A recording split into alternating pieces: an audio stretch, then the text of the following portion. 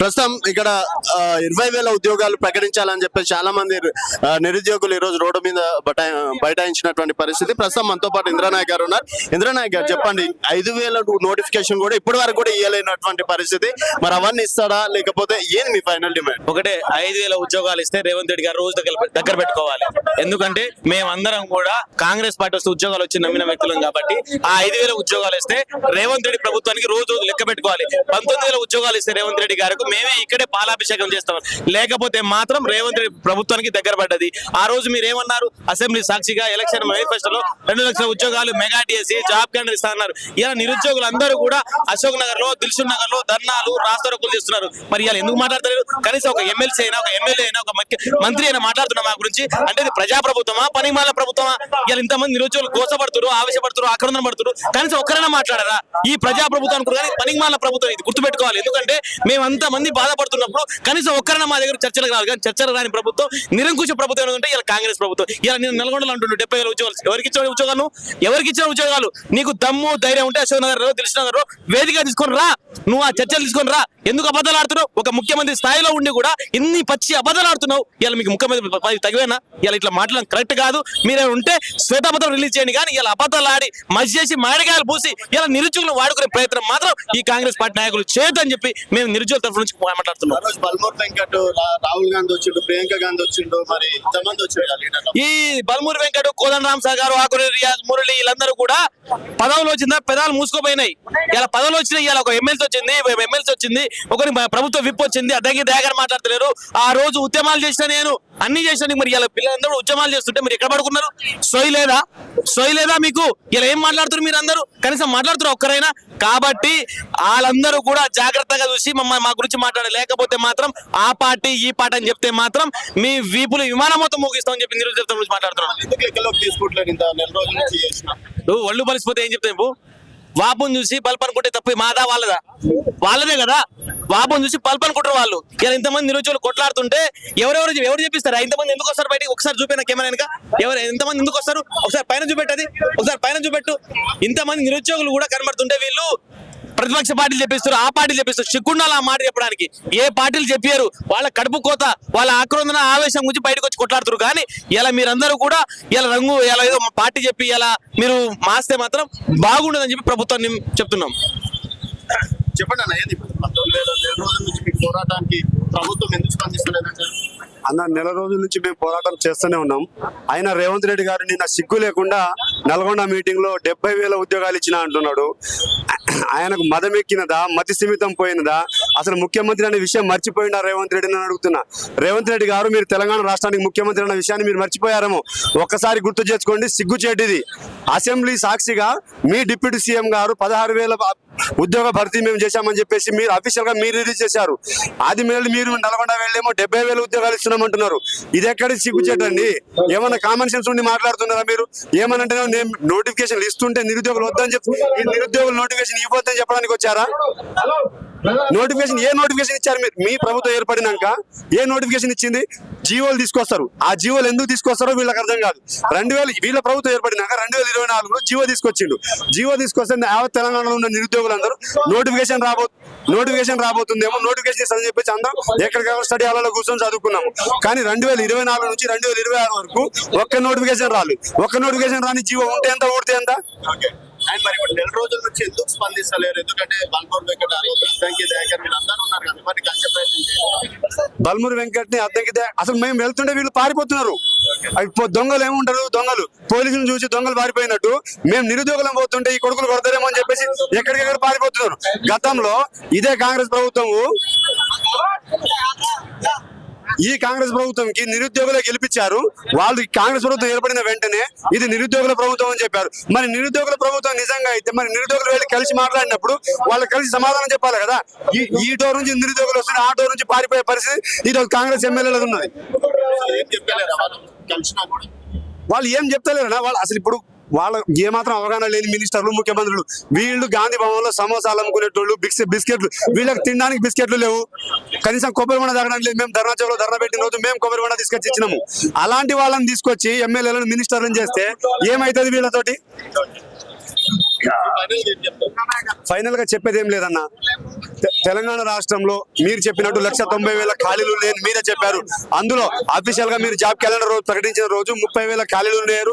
ప్రస్తుతానికి అయితే 19,000 ఖాళీలు మేము భర్తీ చేయడానికి సిద్ధంగా ఉన్నామని చెప్పేసి అప్పుడైతే శివధర్ రెడ్డి గారు చెప్పారు. అండ్ 12,000 ఖాళీలు భర్తీ చేస్తామని చెప్పేసి ముఖ్యమంత్రి రేవంత్ రెడ్డి చెప్పిండు. కానీ ఇప్పుడు తీరాపోతే 5,000 ఉద్యోగాలు ఇస్తున్నారు. 5,000 ఉద్యోగాలు ఎవరికి ఇస్తున్నారు? ఇదే కూనంనేని సాంబశివరావు గారు ఏదైతే ఖమ్మం డిస్టిక్ లలో ఏదో పొంగులేటి శ్రీనివాస్ రెడ్డి కావచ్చు, బట్టి విక్రమార్క కావచ్చు, వీళ్ళ నిధులు ఇస్తున్నారు, వీళ్ళకి నిధులు ఇస్తున్నారు. కానీ మా ఎమ్మెల్యేలకు ఎలాంటి నిధులు రావట్లేదని చెప్పేసి మాట్లాడుతున్నారు. అంటే ఈ నిధులు వీళ్ళకి వెళ్ళకపోవడం వలన ఉన్న 19,000 ఖాళీలలో 5,000 నిరుద్యోగులతో భర్తీ చేసి రిమైనింగ్ 14,000 గాంధీ భవన్ లో జాబ్ ఫర్ సేల్ అని పెట్టుకుందామని చెప్పేసి. ఎందుకంటే ఈ జాబ్ ఫర్ సేల్ పెట్టుకుంటే వీళ్ళు ఎలాగో ఎమ్మెల్యేలకు నిధులు కేటాయిస్తలేదు కాబట్టి ఒక్క ఎమ్మెల్యేకి ఇన్ని పోస్టులు మీరు అమ్ముకోండి, అప్పుడు మాత్రమే మీకు ఆర్థికంగా బలంగా ఉంటారని చెప్పేసి రేవంత్ రెడ్డి వేసే స్కెచ్. ఇంకొకటి, రేవంత్ రెడ్డి గారు ఇప్పుడు ప్రస్తుతం అయితే ఏపీ వాళ్ళ గురువు గారు ఎవరైతే చంద్రబాబు నాయుడు ఉన్నారో చంద్రబాబు ఏదైతే ధోరణి ఉందో అది అవలంబిస్తున్నాడు. అది మీకు కరెక్ట్ కాదు రేవంత్ రెడ్డి గారు. గతంలో మీరు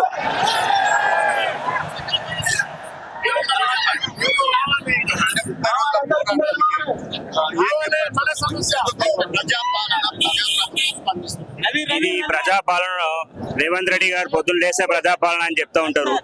దాదాపు ఒక నెల కాలం నుంచి మీరు చూస్తా ఉన్నారు, నిరుద్యోగులందరూ ఎక్కడికక్కడ వాళ్ళ రోడ్లపై వస్తా ఉన్నారు. కేవలం వీళ్ళిచ్చే లీకులతోనే వీళ్ళందరినీ కూడా హైరాన్ చేస్తా ఉన్నారు. 30-20 ఉద్యోగాలు ఉన్నాయని చెప్పి ప్రభుత్వం ఎంత క్లియర్ గా వాళ్ళ డీజీపీ చెప్పినాడు. మళ్ళీ ఈయన ఒక లీక్ ఇచ్చి 5,000 మాత్రమే భర్తీ చేస్తామంటే ఇప్పుడు ఉన్నటువంటి కమిషనరేట్లలో మాత్రమే అది భర్తీ అవుతాయి. ఎక్కడా కూడా దూర ప్రాంత అభ్యర్థులకు కానివ్వండి, రూరల్ అభ్యర్థులకు కానివ్వండి, ఇది ఎక్కడా కూడా లాభం చేకూరదు. కాబట్టి వీళ్ళ మెయిన్ డిమాండ్ ఏంటంటే 20,000తో నోటిఫికేషన్ విడుదల చేయాలి. ఈ నోటిఫికేషన్ కానీ 20,000తో విడుదల చేయకపోయినట్లయితే ప్రభుత్వంపై ఇంకా వ్యతిరేకత పెరుగుతుంది.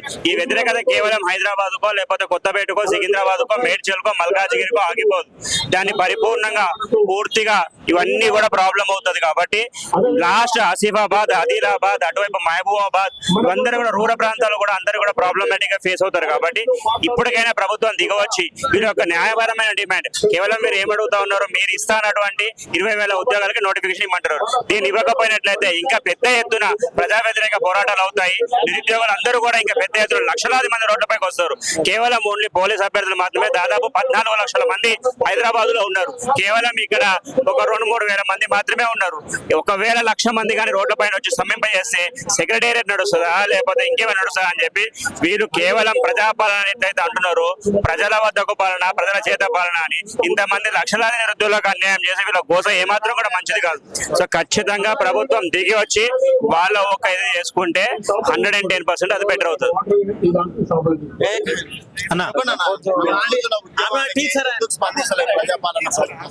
అన్న, ప్రజాపాలన అంటే పేర్లను ఉంది, ప్రజల యొక్క పాలన అంటే ప్రజలకు నచ్చినట్టుగా మేము ఉంటామని చెప్పేసి కదా.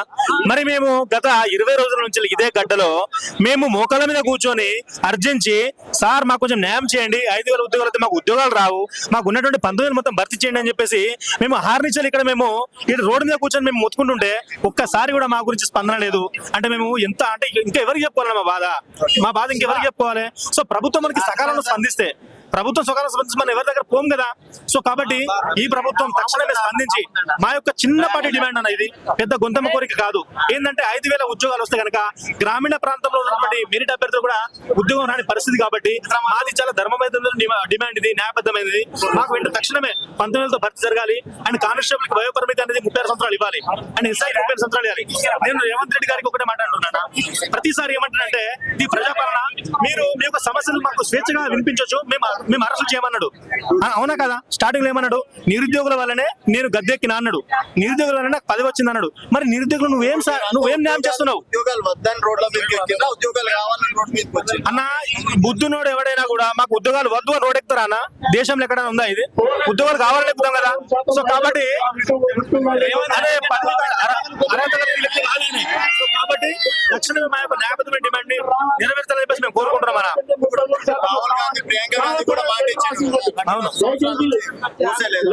సో వీళ్ళంతా కూడా మాకు ఎలక్షన్ లో ఒక ముడి సరుకులు వాడుకున్నారన్న తర్వాత వాళ్ళు ఇచ్చిన హామీలు కూడా ఒక్కటి కూడా నెరవేర్చలేదు కాబట్టి మేము వాళ్ళని దూషించాలనుకోవట్లే, వాళ్ళతో మేము గొడవపడాలనుకోవట్లే. ఇప్పటికైనా కూడా మేము సామరస్యంగా మా యొక్క డిమాండ్స్ మీరు నెరవేర్చి మేము చదువుకుంటామని చెప్పేసి అంటున్నాము. సో ఎప్పటికైనా వీళ్ళు ఏం చేస్తున్నారంటే ఎలక్షన్ ముందు మనము మిగతా ఉద్యోగాలు ఇద్దామని చెప్పేసి ప్లానింగ్ ఉన్న అర్థమవుతుంది, కానీ అది మంచి పద్ధతి కాదు. మేము కనుక తలుచుకుంటే మాత్రం ఎట్లయితే గద్దెనెక్కించినామో ఆ గద్దె కూలిపోతుంది. కాబట్టి ఏది స్టెప్ ఏంటంటే నా స్టెప్ ఒకటే, మేము స్టెప్ వెనుక స్టెప్ వేద్దామని మేము అనుకోవట్లేనా. మాకు తక్షణమే ఈ రోజు శ్వేత పత్రం రిలీజ్ చేసి 19,000 భర్తీ చేస్తా అంటే రేపటి నుంచి మేము ఎవరు కూడా రోడ్ ఎక్కము, అందరం కూడా లైబ్రరీ బాట పెడతాము, చదువుకుంటాం. మాకెందుకు మాకేం రాజకీయం అవసరమా? అవసరం లేదు కదా. సో ఇవాళ తెలంగాణ రాష్ట్ర వ్యాప్తంగా ఎక్కడన్నా సర్వే చేయించండి, 5,000 వద్దు అంటారు, 19,000 కావాలంటారు. ఎందుకంటే ఆ 5,000 మొత్తం ఉద్యోగాలు హైదరాబాద్ లో ఉంటాయి కదా. మేము ఇక్కడ నాలుగు అయిపోతాం, మాకు జాబులు రావు కాబట్టి మాకు 19,000 ఇస్తే అందులో మా జిల్లాకు 10 పోస్టులు 15 పోస్టులు వస్తే మేము కష్టపడి చదువు మాకు జాబ్ వస్తే ఉద్దేశంతో ఉంటారు. కాబట్టి ఎవరు కూడా దీన్ని కోరుకోవట్లే, 5,000 ఉద్యోగాలు కోరుకోవట్లే. అది వెంటనే బ్యాక్ తీసుకోవాలి, దాన్ని విత్డ్రా చేసుకోవాలి. సో కాబట్టి రేవంత్ రెడ్డి గారికి నిజంగా మళ్ళీ గెలవాలనుకుంటే 19,000తో భర్తీ చేయి, లేదు 5,000తో చేస్తారంటే మాత్రం 5,000 మీద నేను ఓడగొడతాను ఈజీగా. అది